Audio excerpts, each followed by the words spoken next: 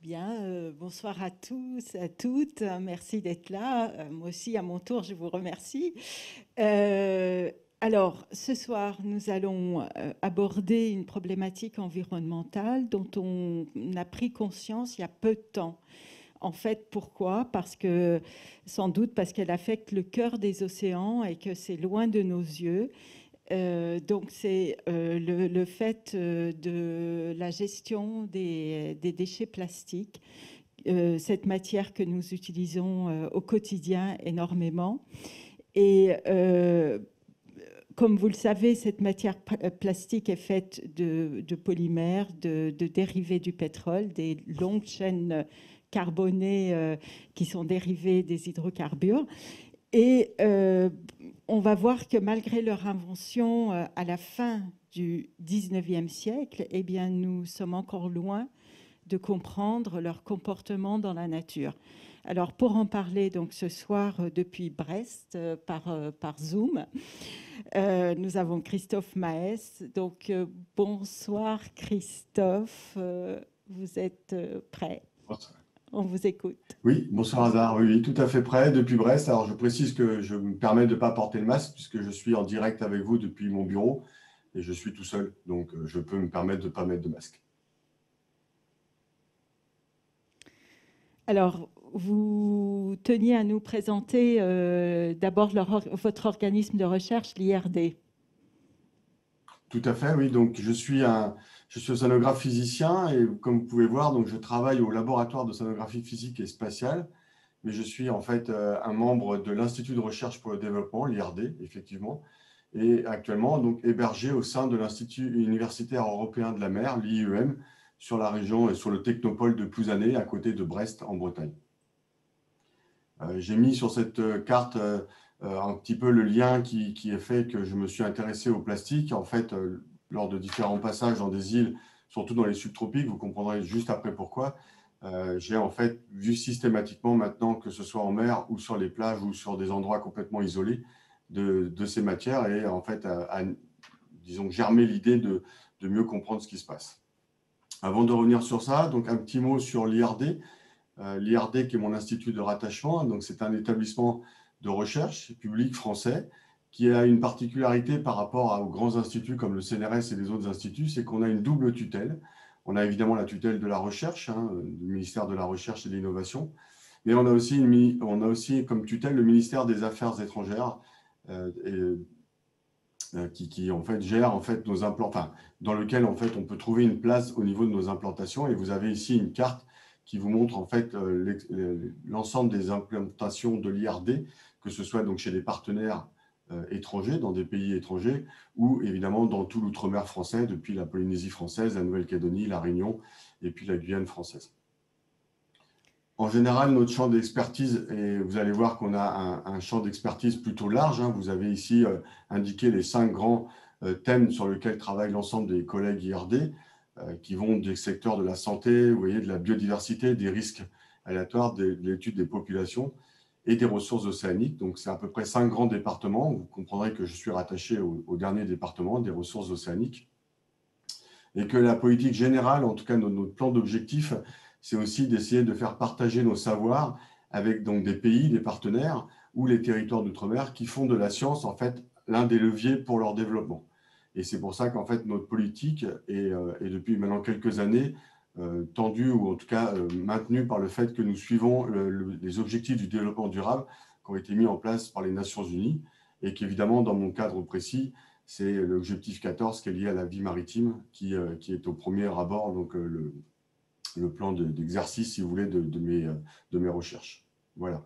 Donc ça vous donne une idée générale et c'est assez facile de trouver le site internet de l'IRD, ird.fr, pour avoir plus de détails sur l'ensemble des thématiques abordées. Alors Christophe, revenons sur le titre que vous avez choisi, Plastique emporté par les courants. Il y a à la fois plastique et les courants. Est-ce que vous pouvez nous expliquer un petit peu par quelques chiffres l'enjeu économique, le poids du plastique? Évidemment, on en utilise tous abondamment tous les jours. Qu'est-ce que ça représente? Alors, la thématique des plastiques, dans l'environnement, en plus, elle a pris vraiment une dimension récente. Il y a une multitude de chiffres. Donc, pour placer un peu les choses, je vous ai proposé ici quelques chiffres pour mettre un tout petit peu quelques éléments. Ces chiffres-là, vous les retrouvez facilement sur ce site internet, là, Our World in Data. Et l'intérêt de ce site, je trouve, c'est qu'on peut les télécharger et donc on peut les remanipuler comme on veut avec l'origine des sources ou des études qui sont à l'origine de ces chiffres. Comme vous l'avez dit au tout début, le premier plastique, en tout cas ce qui s'apparente à un premier plastique synthétique qui a été fait, c'est au début vers 1907, c'est la bakélite. Et vous pouvez voir qu'en fait, c'est qu'à partir des années 50 qu'on va commencer la croissance, en tout cas la production industrielle des plastiques de toute nature, avec évidemment tous les développements technologiques qui vont être associés. Hein, à peu près dans les années 50, on est à une production de 2 millions de tonnes par an. Et à partir de là, évidemment, on va avoir une croissance. C'est ce que montre la courbe ici en plein milieu. Vous allez avoir une croissance presque exponentielle de cette production mondiale de plastique. Alors, on la connaît assez bien, hein, puisque en fait, les producteurs savent à peu près ce qu'ils produisent et les chiffres ne sont pas vraiment très entachés. Et vous pouvez voir qu'on a quand même une augmentation en 65 de 200 fois la production. On a dû dépasser probablement où on flirte aujourd'hui avec les 400 millions de tonnes de production par an. Là où ça va intervenir avec l'environnement, c'est qu'évidemment, au bout d'un moment, il va y avoir des injections dans l'ensemble de l'environnement. En fait, il n'y a plus aucun milieu naturel qui est épargné par la présence de plastique. Pour les océans, évidemment, c'est la même chose.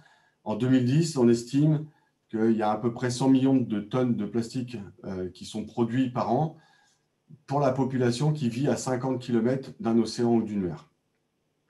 Sur ces à peu près 100 millions de tonnes, et c'est à peu près les chiffres pour l'ensemble de la production mondiale, on sait qu'il y a à peu près 20% qui sont recyclés. Le recyclage, en fait, va commencer dans les années 80. Avant les années 80, en fait, les plastiques sont simplement considérés comme des déchets purs et simples. 25% sont incinérés. Et tout le reste, malheureusement, est dispersé et non traité, surtout, donc ne rentre pas dans aucun circuit de traitement ou de retraitement de ça. Ça, c'est à peu près les chiffres, vous voyez, pour 2015. Ce qui va faire qu'on va trouver évidemment une source, l'origine de ces sources qui vont aller vers l'océan. Donc on estime aujourd'hui qu'il y a une source qui est purement océanique, hein, qui est liée au transport maritime, par exemple, et typiquement. C'est à peu près 20 à 30% de ce qui arrive dans l'océan qui vient directement d'un milieu marin. Le reste, c'est l'apport par les fleuves et les rivières. Et grosso modo, donc c'est le chiffre qu'on va retenir, c'est à peu près dans une fourchette entre 8 et 12 millions de tonnes par an de plastique qui rentrent dans les océans. Et vous voyez que j'ai indiqué, hein, ça peut paraître beaucoup, mais en même temps, ce n'est pas colossal par rapport à la production mondiale annuelle liée aux dérivés du pétrole. Hein, c'est que 3% de la production mondiale de pétrole. Donc voilà, les plastiques, pour vous donner pas que du négatif en quelque sorte, hein, il y a aussi évidemment un poids économique colossal. Les chiffres clés de la production en Europe, hein, et ça c'est des chiffres qui me sont donnés par les industriels du plastique, donc un lobby qui s'appelle Plastique Europe, c'est 1,6 million d'emplois directs, c'est plus de 60 000 compagnies, et vous voyez, c'est un volume d'échanges économiques très très important, plus de 360 milliards d'euros. Évidemment, quand on va arriver à tout ça et qu'on met sur une carte, et ça c'est une étude qui avait fait un grand boom en quelque sorte dans la communauté en 2015, sur une carte en fait où sont produits les plastiques et où sont mal gérés les plastiques donc, qui vont se retrouver à rentrer dans les océans. C'est ce que vous montrent les couleurs de la carte ici globale, sur lesquelles sont surimposés les chiffres de la production mondiale. Évidemment, le sud-est asiatique et la Chine en particulier, c'est le premier pays producteur de plastique manufacturé au monde. Mais vous voyez hein, de nouveau que l'Europe et les États-Unis et le Canada, ce qu'on appelle le NAPA, sont deuxièmes en fait en termes de production. Donc on a en fait notre part de production plus que notre grande part de production en Europe, dans le monde, pour ces produits manufacturés. Et quand on regarde évidemment ce qui se passe au niveau des déchets qui vont entrer cette fois-ci dans les océans, donc vous voyez c'est indiqué par les codes couleurs, évidemment c'est la Chine qui se retrouve au niveau du premier pays, puisqu'en plus ce n'est pas forcément un pays où il y a tous les traitements sont adaptés, et tout le sud-est asiatique évidemment est aussi important. On voit très mal, mais il y a bien sûr autour de la Méditerranée une activité très très forte aussi, évidemment, de rentrer dans le milieu océanique. Alors, Christophe, Alors les plastiques, oui. oui. Vous les utilisez aussi, ces plastiques, pour tracer les courants marins. Alors oui, c'est un peu l'idée qu'on va arriver dans le titre, c'était pourquoi j'ai mis en porte-à-faux emporté par les courants. Parce qu'en fait, vous savez depuis longtemps hein, qu'il y a tout l'imaginaire du message dans la bouteille de verre, mais en fait, emporté par les courants, hein, comme disait la chanson de Sting, là, j'espère que mon message arrivera à quelque part. En fait, la dérive d'objets en général en océanographie est assez importante. C'est un moyen connu depuis le début de l'océanographie moderne pour effectivement avoir des informations sur la direction générale et en tout cas les connexions possibles au sein des océans et la force des courants. Mais ça demeure incertain si on a des observations ponctuelles. Si on a plusieurs observations, effectivement, on peut commencer à faire des cartes et c'est un petit peu l'idée de Mathieu Fontaine-Maury qui a collecté en fait toutes ces informations et qui a commencé à faire des pilot charts qui sont très connus des gens qui pratiquent la voile, puisque ça leur donne des cartes moyennes des principaux courants et des principaux vents. J'ai mis ici 2 exemples. On avait exposé ces bouées ici lors d'une exposition pour le grand public il y a quelques années à Nouméa. Donc, ce sont des bouées qui ont été développées par le prince Albert de Monaco, le prince Albert Ier, qui était donc un océanographe très connu et qui avait mis un message dans ces boules en aluminium, là que vous pouvez voir, indiquant parfaitement un message que si vous trouvez cette boule, effectivement, il fallait donner un maximum d'informations et ça pouvait permettre de remonter un petit peu aux sources de courant. J'aime aussi beaucoup l'illustration qui est sur le côté, qui était une étude d'études de circulation côtière au niveau des États-Unis, à la Woodsole Institution. Et vous pouvez voir qu'en fait, il y avait 2 types d'objets mis en mer et qu'on proposait même une récompense pour ceux qui ramenaient en fait ces objets, avec l'information évidemment du temps et de l'espace trouvé. Et vous pouvez voir, hein, qui est indiqué dans l'étude que j'ai trouvée ici, qu'il y a eu à peu près 10 à 15% de retour sur ce genre de choses. Alors, au final, j'aurais pu compléter mon titre en disant qu'après emporté par les courants, et ben sur la plage abandonnée. Donc là, vous avez ici la couverture d'un livre qui est un guide en fait de ce qu'on peut trouver sur les plages aujourd'hui partout dans le monde, mais particulièrement sur les plages en Europe, avec l'ensemble du matériel qu'on peut trouver. Si on regarde les études un petit peu plus dynamiques par rapport à ça, parce qu'il y a beaucoup de gens qui regardent effectivement et qui font du ramassage, merci à eux, sur les plages pour faire du nettoyage. En fait, quand on regarde une banque de données allemande qui collecte un petit peu toutes les études qui sont faites dans ce genre de domaine, vous voyez à peu près sur plus de 600 publications et 4350 sites étudiés.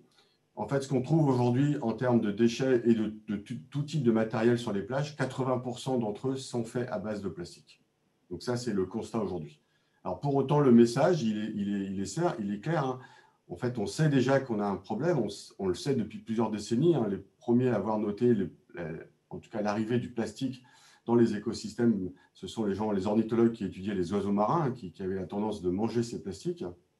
Et donc, on sait qu'on a un problème par rapport à ça. Aujourd'hui, la thématique, c'est surtout de savoir comment on peut le surveiller et éventuellement comment on peut l'atténuer. Alors, Christophe, justement, puisque vous utilisez ces déchets d'une certaine manière pour tracer les courants marins, et faute de pouvoir les suivre d'un bout à l'autre, on a recours à des modèles numériques qui sont issus justement de la physique des océans. Et ces modèles numériques nous indiquent aussi beaucoup d'informations, nous apportent beaucoup d'informations. Tout à fait, c'est un peu l'idée.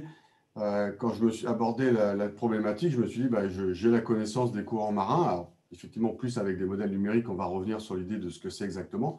Et je vais pouvoir effectivement assez facilement comprendre et puis les déplacements et donc proposer à mes collègues qui font ou des ramassages ou d'autres sortes de choses de toute la communauté, par exemple ornithologique ou en tout cas biologique, des explications assez simples. Alors pour prendre un exemple simple, je vais vous emmener à l'autre bout du globe et je vais vous emmener près de Ouvéa, qui est une des îles Loyauté appartenant à la Nouvelle-Calédonie. Vous voyez que la publicité dit que c'est l'île la plus proche du paradis, donc c'est quand même intéressant d'aller faire un tour là-bas et de voir comment on peut espérer en fait trouver des choses par rapport à ce type de cheminement et est-ce que je vais pouvoir expliquer les choses simplement avec mes modèles. En fait, sur cette plage, en y passant un jour, voilà un petit peu une photo que j'ai prise, voilà ce qu'on peut trouver. Alors, vous trouvez de façon assez classique des déchets végétaux, hein, vous avez les noix de coco, des bonnets de bénitier qu'on voit un petit peu sur les côtés. Donc ça, on sait depuis longtemps hein, que ces types de plantes de végétaux utilisent les courants pour en fait coloniser au fur et à mesure les îles. Et puis, c'est les espèces les plus communes qu'on va trouver sur le bord des îles, puisqu'elles arrivent ici, ils arrivent à se réimplanter. On voit aussi, je ne sais pas si on voit très très bien, mais vous pouvez imaginer que les petites taches marron, là, les petits cailloux marrons, en fait, ce sont des pierres ponces. qui viennent du volcanisme du Vanuatu, du volcanisme sous-marin du Vanuatu, et qui régulièrement en fait, génèrent des pierres ponces qui vont remonter à la surface et qui viennent s'échouer. Et puis malheureusement, on voit apparaître des déchets d'origine humaine, avec toutes sortes de déchets typiquement plastiques ou autres, comme des chaussures ou des sandales, d'autres sortes de choses. En me promenant sur cette plage, voilà ce que j'ai trouvé, ces deux bouteilles-là. Alors, j'ai trouvé deux bouteilles, donc c'est une bouteille d'eau et une bouteille de lessive. Et vous pouvez voir en fait que ces deux produits ont des bagues, c'est aussi du plastique, hein, les indications ici. C'est un produit des îles Salomon et c'est un produit de Papouasie-Nouvelle-Guinée pour le paquet blanc qui était en fait des lessives. Alors, j'ai pris le temps de vérifier dans les points de vente locaux qui n'avaient pas ces produits-là. Donc, ce n'est pas quelqu'un qui visiblement a acheté ça sur l'île d'Ouvéa et les a mis dans la plage. Ça peut venir évidemment d'un bateau qui passait tout près de cette plage-là, juste avant que moi je me balade dessus, et puis effectivement les bouteilles se sont échouées. Mais bon, ce qui m'a intrigué quand même, donc j'ai pris l'idée que ça pouvait venir de ces pays-là, mais ce qui m'intriguait, c'est que d'une part la distance est longue. Vous pouvez voir ici sur cette carte, donc l'île d'Ouvéa qui est indiquée en bas sur votre droite, donc au niveau des îles Loyauté et de la Nouvelle-Calédonie, et il y a à peu près entre 700 et 900 000 marins en fait entre les distances pour aller au point le plus proche sur les îles Salomon, à peu près au milieu de la carte tout en haut, et puis la Papouasie-Nouvelle-Guinée qui est plutôt sur le côté à droite. Surtout, c'est que cette distance, elle est importante, mais surtout, c'est qu'elle contredit en fait. Enfin, disons que si cette arrivée était directe, c'était un petit peu à l'opposé de ma connaissance des courants. Et on était justement en train d'étudier donc un grand programme d'investigation de la circulation de la mer de corail, qui est baigné par le courant en surface qu'on appelle le courant équatorial sud, hein, qui vient du centre du Pacifique, qui arrive sur l'ensemble des îles et qui est dévié, vous voyez, de part et d'autre des îles, simplement un peu comme un effet de pilier de pont lorsque la rivière s'écoule autour, et puis qui crée ce qu'on appelle des jets. Hein. Tous les J ici, c'est pour des noms en jet. Vous avez le North Caledonian Jet, par exemple, donc qui passe au nord de la Nouvelle-Calédonie. Donc on voit qu'on se dit, effectivement, c'est un petit peu bizarre que ces bouteilles arriveraient en fait à remonter les courants. En fait, le problème, c'était du coup, comment expliquer ou trouver quel cheminement océanique pour expliquer la présence de ces bouteilles. Et j'ai rajouté avec un temps de transfert raisonnable, puisqu'on voit très bien que ces bouteilles sont quand même en relativement bon état. Il n'y a pas beaucoup de choses qui se sont incrustées dedans. Donc, elles ont mis probablement un temps relativement court. Et ça, pour aller comprendre un petit peu ce qui s'est passé, il faut aller regarder un petit peu plus en détail les courants, et pas seulement les courants moyens qui sont donnés dans les grands manuels d'océanographie, mais il faut regarder un petit peu les détails des courants. Alors là, vous avez une carte. J'ai remis en fait les cartes avec la Nouvelle-Calédonie, le Vanuatu, les îles Salomon, la Papouasie et puis l'Australie. Hein, vous avez l'ensemble de la mer de corail. Et vous avez des flèches qui représentent les courants, hein, tout à fait classiquement, avec un champ coloré en dessous, qui est le champ en fait, qui nous est donné aujourd'hui par l'altimétrie satellitaire, donc par les satellites qui sont capables de mesurer en fait, les creux et les boxes dans les océans, et dont on sait très bien que les courants dérivent des gradients. Ce que vous voyez, c'est que l'océan, en fait, ce n'est pas un flux continu, c'est en fait un ensemble de tourbillons, vous voyez, des petites structures qui tournent sur elles-mêmes et en fait qui s'interagissent entre eux, qui se poussent, si vous voulez, en quelque sorte, et qui, globalement, se déplacent dans le sens du courant moyen. Ce qu'il faut imaginer, c'est que si une particule est partie des îles Salomon, vous voyez très bien qu'elle pourrait, en fait, comme tangenter différents tourbillons et puis, en fait, tourner autour de ces tourbillons, quitter un tourbillon qui l'emmenait dans la bonne direction pour aller vers un autre, et puis en fait faire un petit peu comme des ricochets sur ces tourbillons, et puis arriver finalement jusqu'à la Nouvelle-Calédonie, à l'île d'Ouvéa. Alors bien sûr, l'explication comme ça ne permet pas de dire que c'est une preuve, donc il a fallu aller un peu plus loin, et donc utiliser un modèle numérique. Alors un modèle numérique, c'est quoi? C'est donc un modèle qui est basé sur les équations de la dynamique des fluides, dans lequel on sait qu'on a des conservations et qu'on peut comprendre si on met les bons forçages. Donc, en fait, on fait un maillage de la région ou de l'ensemble du globe qu'on veut faire. Et dans chacune de ces boîtes, on est capable de calculer les courants qui évoluent en fonction du temps et de l'espace, en fonction des forçages, donc typiquement le vent, la rotation de la Terre, ainsi de suite, ainsi de suite. Ce qu'on va faire, c'est qu'on va recalculer des trajectoires, exactement comme classiquement en mécanique du point, calculer des trajectoires donc, de ces points dans ce champ de courant, donc typiquement hein, donc, de faire la mécanique du point. Et puis après, effectivement, donc on va mettre une espèce de scénario, c'est-à-dire qu'on se demande depuis un point de départ vers un point d'arrivée, donc isoler les trajectoires qui sont capables de faire typiquement ce chemin-là. Alors, moi, j'ai le retour comme quoi il n'y a plus d'image de l'auditorium. Je ne sais pas si on m'entend. Oui, oui, on vous entend parfaitement. D'accord. Et vous avez encore les images? Oui, oui, tout à fait. D'accord. Bon. Donc voilà, donc un petit peu en suivant cette méthodologie, on doit pouvoir être capable de trouver, en espérant trouver des trajectoires qui vont en fait simuler des particules fictives en quelque sorte. Et donc je vais associer ça à ces bouteilles-là. Donc voilà un petit peu le terrain de jeu qui est dressé, hein. Vous avez de nouveau la zone de départ, donc l'île d'UVA, des espèces de zones cibles. Donc dès que je vais avoir des trajectoires qui vont toucher les zones cibles et mon point de départ, en fait, ce qu'on fait dans la pratique, c'est qu'on se place au point de départ et on intègre à rebours dans le temps pour trouver en fait toutes les trajectoires qui sont venues à un moment donné ou pas toucher dans la zone de départ. Le terrain de jeu, c'est celui-là, ma zone de départ, mes zones cibles, et j'essaie de simuler des particules. Évidemment, l'intérêt d'un modèle numérique, c'est que je vais pouvoir en choisir un certain nombre, et un nombre plutôt élevé, pour pouvoir en fait faire ça. Donc typiquement, ce qu'on a fait, c'est qu'on a utilisé 5 millions de particules, on a calculé toutes les trajectoires de ces particules, pendant une certaine période. Et puis, on a regardé celles qui se connectaient. À partir de l'ensemble des trajectoires, en fait, on est capable de générer en fait, différents types de diagnostics. Alors, vous pouvez voir que sur les 5 millions de particules, je vous ai mis, en fait, il y en a à peu près 360 000 qui ont été gagnantes, c'est-à-dire qui ont fait ce que je voulais qu'elles fassent, partir de la région et arriver dans l'autre. Et vous voyez que les temps de connexion sont assez raisonnables, plutôt de 52 jours pour les plus rapides. C'est ce qui est illustré ici par les courbes en couleur que vous voyez. Ce sont les trajectoires des quelques particules les plus rapides que j'ai pu mettre en évidence avec le modèle. Et par-dessus, les courbes noires, c'est ce qu'on appelle la fonction de courant. Donc, c'est en fait l'ensemble des particules dans lequel en fait, je peux tracer l'ensemble des chemins possibles autour de ces deux points de connexion. Et évidemment, les points les plus rapides sont là où il y a le plus de gradients, c'est-à-dire là où les lignes noires sont les plus resserrées. Vous voyez que c'est aussi l'endroit où passent les particules les plus rapides entre mes deux points. Alors, je ne sais pas ce que vous en pensez, mais moi, j'ai trouvé que c'était raisonnable de trouver que 52 jours pour connecter, que ma petite bouteille soit partie des îles Salomon. Et effectivement, 52 jours après, elle est tombée sur la plage d'Ouvéa et que je suis passé juste derrière pour la ramasser. Et ça me semblait tout à fait raisonnable, un temps de transfert aussi court.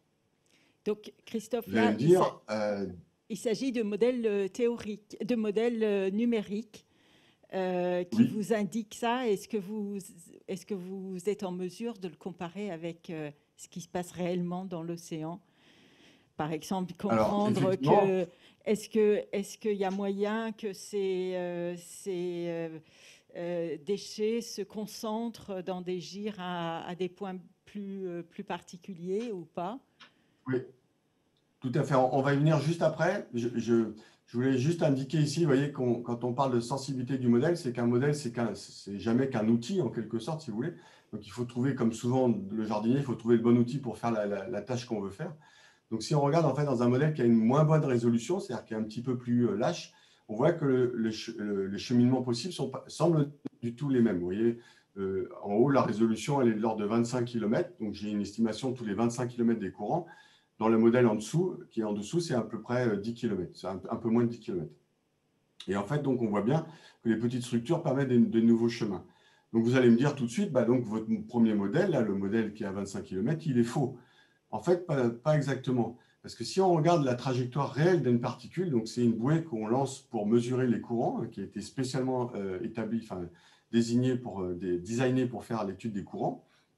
Vous voyez, on l'a lâché c'est la trajectoire, l'espèce de spaghetti en couleur là. On l'a lâché au milieu de la mer de Corail. Elle a tourné pendant plus d'un an dans la zone. Et puis d'un seul coup, elle a pris cette grande zone, cette grande boucle qu'on était capable en fait de voir avec le modèle à 25 km. Donc en fait, le modèle, il n'est pas faux, il est simplement incomplet. Et effectivement, il faut aller regarder des fois à assez haute résolution, donc avoir les petites structures pour comprendre un petit peu les cheminements qu'on appelle les cheminements lagrangiens, puisque ce sont en fait les cheminements des objets qui dérivent. Alors effectivement, on peut se demander qu'est-ce qui se passe si on fait le même exercice à l'échelle globale pour comprendre effectivement comment on pourrait se répartir les objets flottants à la surface des océans. Vous avez ici une carte à votre gauche de l'énergie globale des océans. Vous voyez qu'en fait, c'est assez hétérogène. On se doutait en fait qu'il y a des zones plus ou moins turbulentes dans l'océan. Et ce qu'on va faire, c'est qu'on va mettre des particules un petit peu pareilles dans ce modèle-là. C'est la carte qui est toute violette parce qu'en fait, les points sont tellement proches, ça fait un petit peu comme si c'était rempli, mais c'est simplement pour indiquer qu'on met une uniformité. En fait, on met à chaque point de grille où je peux calculer des courants, je mets une particule. Et donc, je vais calculer toutes les trajectoires aussi. Alors, je vais vous montrer directement une animation donc, qui va partir assez vite et vous allez voir, en fait, au fur et à mesure, donc on a fait le calcul de 1 million de particules aussi, à peu près, pendant cette fois-ci plusieurs années, voire plusieurs dizaines d'années, à peu près une vingtaine d'années. Et vous allez voir un petit peu le comportement que ça va avoir. Donc, ça va très, très vite, en fait, au début. Hein, on a à peine eu le temps de voir toutes les particules sur l'ensemble du globe. Et puis, ça se met, en fait, à se disperser un peu dans tous les sens. Au niveau de l'équateur, en fait, ça diverge assez vite, on s'en doutait. Et en fait, on voit très bien qu'on perd assez vite, à part un tout petit peu dans l'Indien où il reste des particules, on perd toutes les particules. Et ce que vous voyez apparaître, c'est vous voyez apparaître 5 grandes zones où se mettent à converger, en fait, les particules. Et de plus en plus, donc elles se mettent en fait à accumuler, si vous voulez, en quelque sorte, ces grandes zones. Et ces grandes zones correspondent à des zones d'accumulation qui sont dans les subtropiques. Vous voyez, là, l'animation repart et on revoit un petit peu la même chose. Alors, ce qu'on peut voir aussi, ce qui est intéressant, c'est que c'est loin d'être des zones complètement inertes, donc, où on s'imaginerait que comme ça s'accumule, plus rien ne bouge et puis que ça reste là. Vous pouvez voir en fait la signature des tourbillons avec des fois des espèces de petites flammes ou des espèces de petites décrochements qui partent du cœur, là où c'est bien vert, et puis ça fait un petit peu... donc vous voyez qu'en fait, c'est quand même relativement très dynamique. Il y a aussi quelque chose qu'on voit assez bien, et qu'on va voir tout de suite après, là. Donc sur les cartes statiques, hein, donc vous retrouvez la même histoire, c'est que en fait, les gyres semblent être connectés. Il y a le gyre de l'Indien Sud qui connecte avec le gyre du Pacifique Sud. Donc ça, c'est quelque chose de nouveau qu'on avait pu mettre en évidence avec ce type de modèle. L'explication en fait de l'accumulation de ces grandes zones, elle est simple, elle est liée à la dynamique du vent, la réponse de l'océan avec la dynamique du vent, qui va faire, vous voyez, de part et d'autre, en fait, dans la zone équatoriale, vous avez les alizés qui sont des vents qui vont vers l'équateur, et puis vers les subtropiques, vous avez des vents qui sont plutôt dans le sens inverse, et puis vous avez, par réaction dynamique de l'océan, une convergence vers ces zones-là, donc vers ces zones à peu près vers 30 degrés nord et sud. Alors, juste avant pour vous montrer un petit peu que c'est pas du tout, on fait pas fausse route en quelque sorte. Hein. Là, de nouveau, je vous montre des trajectoires réelles. Donc, c'est typiquement ce qu'on appelle les diagrammes en spaghetti d'ailleurs, donc de flotteurs hein, qui sont déployés lors des campagnes océanographiques. Vous voyez des collègues qui déploient ici une bouée. Donc, la première figure vous montre toutes les trajectoires des bouées qui vont aller vers l'espèce de petit rectangle blanc qui est en plein milieu de l'océan Pacifique Sud. Vous reconnaissez l'Amérique et puis l'Australie à l'autre bout du bassin. Donc, vous voyez, toutes ces particules, enfin, toutes ces bouées, pardon, vont converger vers cette zone-là. Et puis, si on regarde toutes les trajectoires des bouées qui sont dans cette zone-là, on s'aperçoit dans la figure d'en dessous qu'effectivement, elles restent plus ou moins dans la région. Elles sont effectivement piégées en quelque sorte dans cette zone d'accumulation. Pour autant, elles ne sont pas fermées puisqu'on avait vu qu'il y avait des connexions possibles.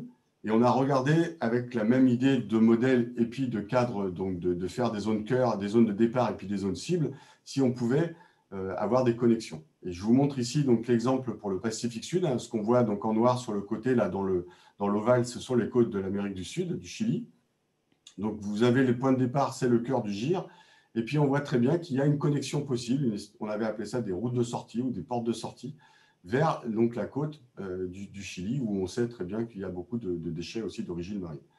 Et en fait, cette existence de porte de sortie, elle existe pourquoi? Eh bien, elle existe parce qu'en fait, la structure des courants est relativement complexe et dépend en fait de ce qu'on appelle des striations. Hein. Vous voyez que les courants, ce n'est pas du tout ce qu'on représente comme dans les grandes cartes ou les grands manuels d'océanographie, des grandes flèches avec des grandes structures à grande échelle. En fait, ce sont plutôt des structures à petite échelle qui s'entremêchent et qui font en fait qu'il existe des portes de sortie.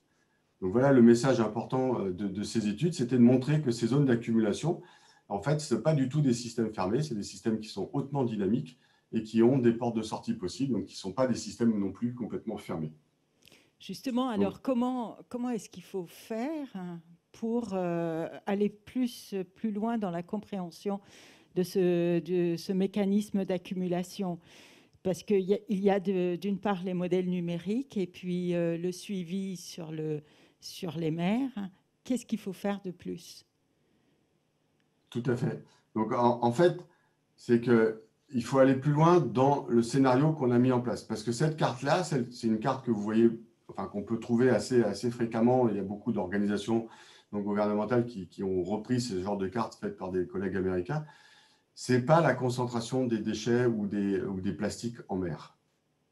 Et en fait, il faut être capable de pouvoir estimer leur distribution. Donc ça, c'était la partie des courants, comme on vient de le voir. Mais il faut aussi en fait, évaluer les scénarios qui sont d'émission. Pourquoi? Parce que finalement, le scénario que j'avais pris juste avant, qui était de dire j'en mets partout dans l'océan, il est loin d'être réaliste. En fait, il est même, on l'appelle nous, entre nous, plutôt académique. C'est-à-dire qu'effectivement, c'est vraiment un pur exercice numérique d'en mettre partout et puis de regarder ce qu'elles deviennent. Parce que, en fait, dans la réalité, ce n'est pas du tout ça. Si vous vous rappelez la carte de production des plastiques et surtout de leur mauvaise gestion au niveau des déchets et des rejets vers la mer, la carte elle est hautement hétérogène avec des régions qui sont beaucoup plus productrices que d'autres, et typiquement l'hémisphère nord par rapport à l'hémisphère sud, ne serait-ce que ça.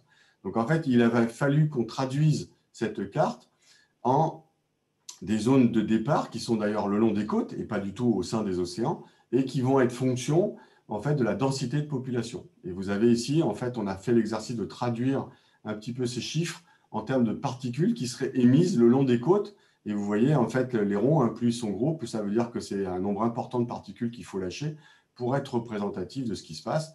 Évidemment, on retrouve le sud-est asiatique comme étant une zone importante, l'Europe, la Méditerranée, et puis le pourtour du continent américain nord.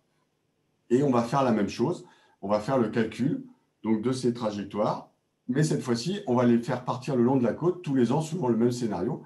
Et puis, on regarde, en fait, comme si elles avaient une vie de 20 ans, qu'est-ce qui va se passer dans les mêmes courants, en fait, que je vous ai montré précédemment. Et vous avez le même type d'animation qui va apparaître, mais cette fois-ci, évidemment, le comportement va être différent. Il faut que je lance l'animation. Voilà. Donc, ce qu'on retrouve, c'est qu'évidemment, au départ, ça part le long des côtes, et puis ça va commencer à coloniser au fur et à mesure l'intérieur des bassins océaniques. Alors, on retrouve nos 5 zones de convergence, hein, puisque plus on en met chaque année, bah, effectivement, elles convergent vers ces zones-là. Mais vous pouvez voir qu'il existe plein d'autres régions où il y a des particules assez importantes, notamment dans l'océan Indien, dans le golfe du Bengale, par exemple, où les concentrations restent assez élevées, même au bout de 20 ans de simulation. Et même si on donne une durée de vie, de vie à ces particules de 20 ans, on voit effectivement que ces particules en fait, continuent à s'accumuler et viennent s'accumuler dans l'océan Indien Sud que longtemps après. Donc voilà un petit peu qu'est-ce qu'on peut faire avec des modèles pour essayer de comprendre. Alors, pour autant, est-ce que j'approche de la fin de mon problème? Est-ce que je suis capable d'expliquer à mes collègues où vont s'accumuler les déchets?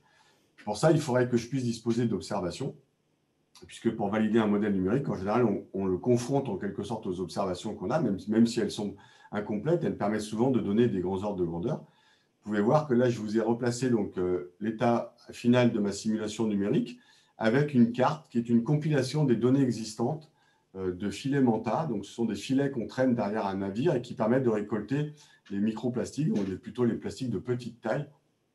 Et quand on harmonise toutes ces données qui ont été collectées à travers le monde, on a une carte évidemment très incomplète de l'océan. Vous voyez qu'il y a principalement 2 zones, hein, l'Atlantique Nord et le Pacifique Nord, où il y a des observations.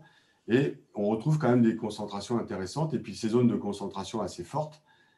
Après, c'est un petit peu chacun a les yeux de la foi pour croire, ou s'il veut croire, on trouve quand même quelques cohérences avec le modèle, mais évidemment, on s'aperçoit très vite qu'on est très limité en termes d'observation.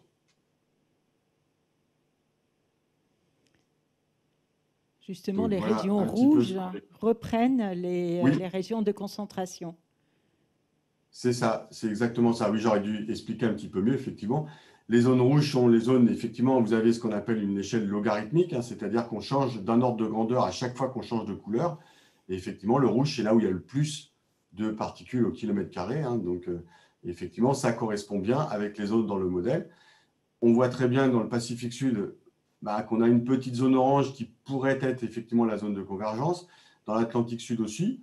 Dans l'océan Indien, c'est un peu plus incertain. Bon, il y a aussi très, très peu d'observations, comme vous pouvez voir. Ces observations, souvent, sont faites de près des campagnes océanographiques ou, en fait, souvent à travers des campagnes faites avec des grands voiliers, un petit peu, qui ont traversé les océans. On n'a pas beaucoup de données par rapport à la surface des océans. Et vous-même, vous êtes à l'origine de plusieurs projets pour récolter des données à travers les océans du globe. Et effectivement, le constat, c'est celui-là. Hein, il y a un manque de données. On est d'ailleurs cette semaine en conférence virtuelle, une conférence internationale virtuelle sur la thématique donc, des débris marins. Et on essaye de s'organiser déjà pour mettre en place des protocoles d'observation qui seraient les mêmes pour tous, qui puissent permettre effectivement l'établissement de ce genre de carte où on peut collecter l'ensemble des observations. Alors, pour mes actions à moi, effectivement, je me suis impliqué personnellement dans un premier projet dans lequel, effectivement, on va collecter des informations et des observations de ces concentrations de plastique dans l'océan. Alors, par une plateforme assez particulière, puisque ce sont des voiliers de course qui vont participer, dont va participer donc, le skipper Fabrice Amadeo dans le prochain Vendée Globe Challenge, Vendée Globe, pardon.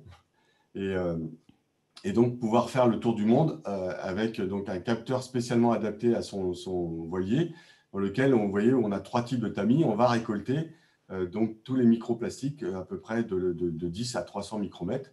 Et donc, il va nous faire des mesures pratiquement tous les jours de ça pour qu'on puisse les analyser. L'intérêt pour moi, c'est que, vous voyez, là où je vous ai montré des cartes de compilation de toutes les données qui permettent une vision assez moyenne et validée, mais les modèles, mais que dans leur état moyen. On a plutôt ici, en fait, une fois la course réalisée et qu'on fait les analyses dans les laboratoires, on a une espèce de photographie en quelques mois de la circulation, donc de la concentration de ces plastiques à l'échelle globale.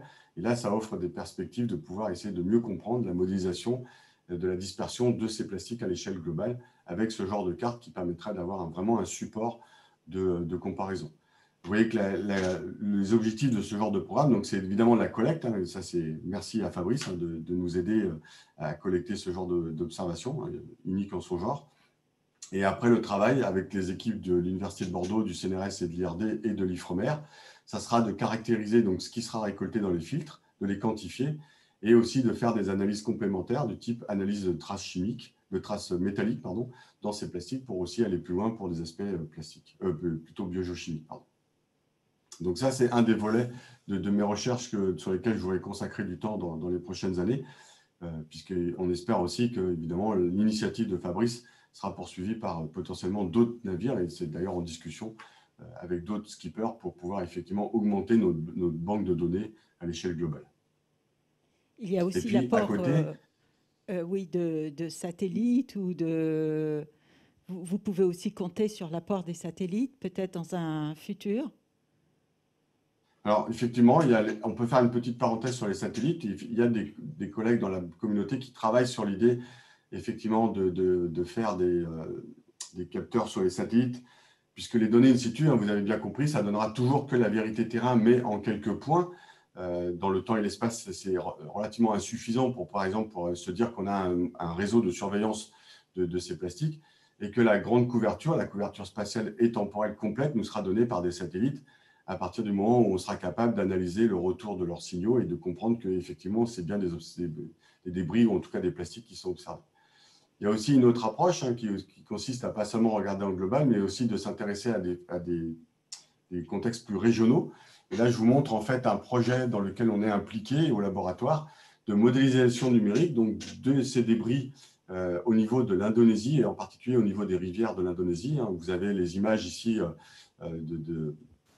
de ces rivières qui avaient fait un petit peu le tour du monde il y a quelques années, ou de gens qui se baignaient, ou d'enfants qui se baignaient dans des amas de plastique et qui étaient des rivières complètement couvertes. Et en fait, l'Indonésie est un pays qui a pris à bras-le-corps de façon assez impressionnante et qui a complètement maintenant des mesures pour essayer de limiter en tout cas les usages à plastique unique, augmenter les traitements, les recyclages et tout ça. Et moi, l'image qui m'avait choqué au début d'année quand je suis allé en Indonésie pour présenter des résultats, c'est de voir effectivement que des déchets plastiques avaient été trouvés dans un sélacanthe. Donc, c'est l'image qui vous est montrée ici. Le sélacanthe, c'est quand même un des poissons mythiques, les plus mythiques des océans. Pour en revenir à mes petits, on a fait un petit peu le même exercice, vous voyez, en regardant les rivières principales de l'Indonésie, les densités de population, et puis vous avez l'animation qui vous montre en fait les particules. Alors là, l'intérêt, c'est qu'on garde l'information, une couleur représentant une rivière particulière, et vous voyez qu'en fait, les rivières ne vont pas répondre de la même façon, elles ne vont pas en fait se disperser leur matériel de la même façon.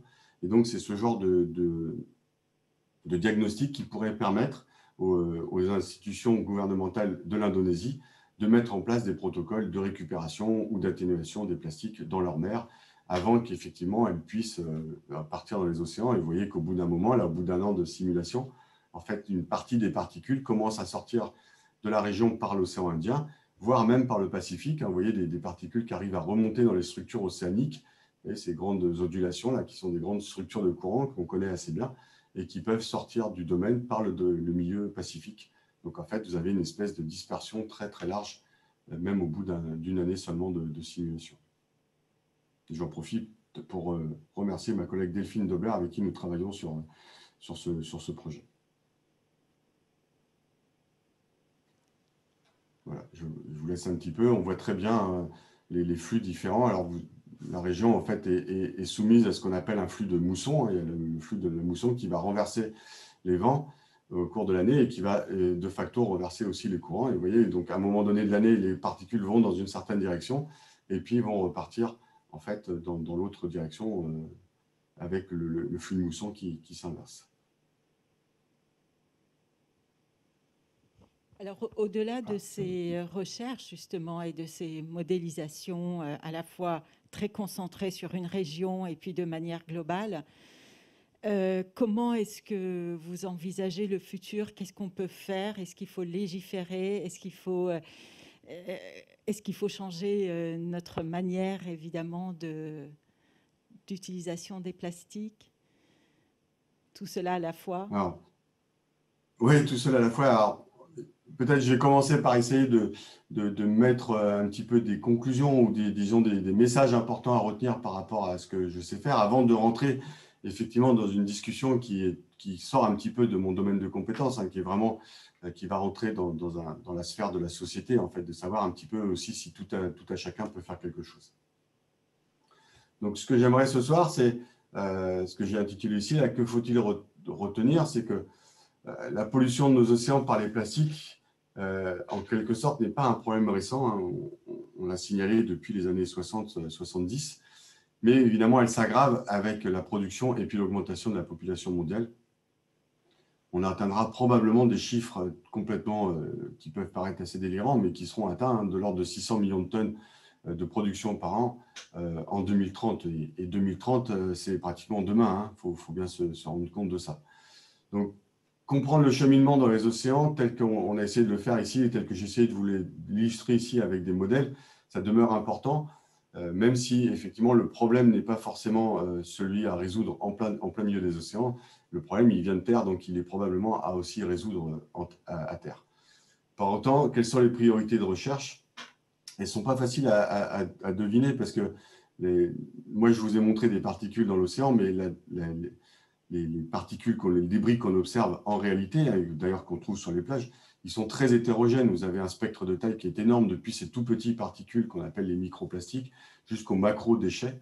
Donc, il y a aussi dans la communauté des discussions pour savoir est-ce qu'il faut mettre l'accent plus sur l'un ou sur l'autre, sachant que, par exemple, les macro-déchets sont une des sources importantes de microplastiques. Ce sont la fragmentation des gros déchets qui vont donner des petits plastiques. Donc, est-ce qu'il ne vaut mieux pas s'intéresser à cela en premier? La question est ouverte. D'un point de vue dynamique océanique, vous avez pu voir, en fait, je n'ai pas illustré tous les aspects, mais vous pouvez y penser, c'est que l'ensemble des mouvements qui caractérisent l'océan, finalement, ils sont assez importants pour comprendre la dispersion, notamment, évidemment, quand on s'intéresse à des échelles assez grandes, donc typiquement un bassin océanique, mais aussi une simple baie où vous avez vu les simples embouchures de rivières qui ont la capacité de pouvoir exporter de façon importante et lointaine des objets qu'elles étaient en train de transporter et d'amener à l'océan. Et pour ça, il n'y a rien à faire. Il faudra qu'on puisse disposer d'estimations de courant de surface avec une bonne résolution, donc une couverture spatiale, des mailles très très fines de quelques kilomètres, peut-être quelques centaines de mètres, avec des courants, si on veut aborder donc la problématique de l'évaluation et du suivi des déchets en mer. Aujourd'hui, on ne sait pas faire. On ne sait pas faire parce qu'on n'a pas non plus de données satellites qui permettent de faire ça. Et après, il y a un dernier point très important, c'est qu'effectivement, il faut être capable de déterminer les entrées et les sources. Je vous ai surtout parlé, entre guillemets, de scénarios de sources. Je ne vous ai pas parlé du devenir. En fait, les puits, ce qu'on appelle les puits, typiquement, on sait que la majorité des déchets plastiques aujourd'hui, ils ne sont pas en surface de l'océan. Ils sont probablement dans la colonne d'eau, voire plutôt au fond de tout ce qu'on a produit. Et bien ça, on les connaît très, très mal. On connaît très, très mal les puits, en fait, des plastiques. Et ça, il faudrait s'attacher à les réduire. Ce qui peut poser la question, en dernier point, est-ce qu'il faut développer en fait un modèle numérique cette fois-ci, mais de cycle de vie des plastiques, c'est-à-dire s'intéresser à chaque plastique, notamment par exemple à chaque type de polymère, hein, où il y a plusieurs types de polymères, mais qui ne vont pas avoir effectivement les mêmes réactions physico-chimiques dans l'environnement océanique. Donc ça veut dire qu'il faudrait être capable de développer un cycle de vie pour chaque plastique. Ça, c'est une question aussi, une grande question qui est ouverte, qui sera d'ailleurs compliquée parce qu'elle va demander effectivement d'être multidisciplinaire. Ce n'est pas des gens, moi tout seul, océanographe physicien, qui va pouvoir développer ce genre de modèle, mais ce n'est probablement pas non plus les gens des sciences des matériaux qui vont pouvoir s'intéresser complètement à la dynamique de l'océan, puisque ce n'est pas non plus leur sphère de compétences. Voilà un petit peu les grands messages que je voulais vous donner. Et après, il y a des gestes simples qui peuvent être faits par tous. Voilà un petit peu ce qu'il faut clairement éviter. Alors, j'ai mis une photo avec des ballons, avec souvent qui sont utilisés pour des messages importants qui touchent au cœur, parce que ça peut toucher toutes sortes d'enfants malades ou de choses comme ça. Il faut quand même se rendre compte que tous ces ballons qui sont lâchés près des côtes, à peu près 9 sur 10 ou 90%, retomberont en mer. L'atmosphère, c'est aussi un transporteur très efficace sur des longues distances. Et en fait, au bout d'un moment, la baudruche va se dégonfler et ce plastique va retomber en mer. Donc, dans la majorité des cas, surtout si vous habitez près des côtes, c'est vraiment quelque chose qu'il faut essayer de bannir. Tout comme arrêter de fumer, c'est important pour la santé. Je ne me fais pas l'écho du ministère de la Santé, mais typiquement, tout le monde le sait. C'est aussi très important de ramasser ces déchets sur la plage. Vous avez pu voir des études récentes, certainement, ou des communications récentes qui ont été faites sur le sujet. Chaque mégot, un mégot individuel, c'est en fait du plastique à l'intérieur. Il faut le savoir, les fibres sont essentiellement des fibres de plastique. Ça pollue 500 litres de la mer. Et puis, à côté de ça, évidemment, vous avez tout un travail de ne pas relâcher tout type de déchets. Vous avez ici une affiche qui avait été mise en place par la CPS, qui est une institution en Nouvelle-Calédonie, pour nous dire et nous alerter sur le fait que si on ne fait pas d'efforts par rapport à ça, les espèces marines en fait, vont devenir celles-là, celles qu'on trouvera les plus dangereuses sur nos côtes et nos lagons, ça sera ce type d'espèces. Vous voyez, on retrouve les canettes, les mégots de cigarettes, les bouteilles plastiques, typiquement les trucs plastiques qui tiennent les canettes aussi sont particulièrement dangereux. Vous avez tous vu ce genre de photos d'animaux marins qui se prennent dedans.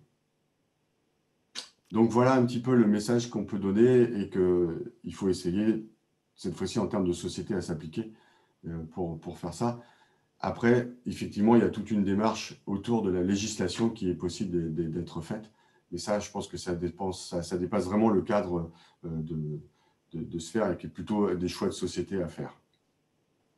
Voilà, pour finir, j'indique ici quelques livres depuis le spectre des gens qui veulent savoir qu'est-ce qu'on fait lors de voyages en mer ou de campagnes en mer. C'était un des derniers récits d'Anita Conti, qui est une des premières femmes océanographes d'ailleurs, entre parenthèses, et qui a été clairement l'inspiratrice de ma carrière en tant qu'océanographe.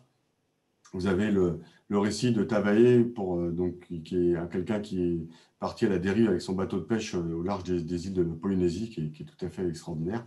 Et puis, les livres un petit peu plus récents sur la problématique pure et dure, un livre coordonné par mon collègue François Galgani, donc sur une mer propre, avec l'ensemble de la thématique qui est abordée pour l'ensemble des facettes de la thématique des plastiques et des déchets en général en mer. Le guide donc, de ce que vous trouverez sur les plages si vous allez vous balader et puis vous ne trouvez pas uniquement des choses d'origine naturelle. Vous pourrez comme ça identifier ce que c'est. Il y a toutes sortes d'histoires très intéressantes sur les gens qui ramassent sur les plages, avec depuis leurs trouvailles les plus insolites, leurs trouvailles les plus réclamées, l'espèce de Graal des gens qui ramassent sur les plages est assez étonnant. Et puis un livre de sciences sociales sur la critique de la société du déchet, donc la critique de nos sociétés en termes de sciences sociales. Merci beaucoup, voilà. Christophe. Merci beaucoup. C'est passionnant de vous écouter.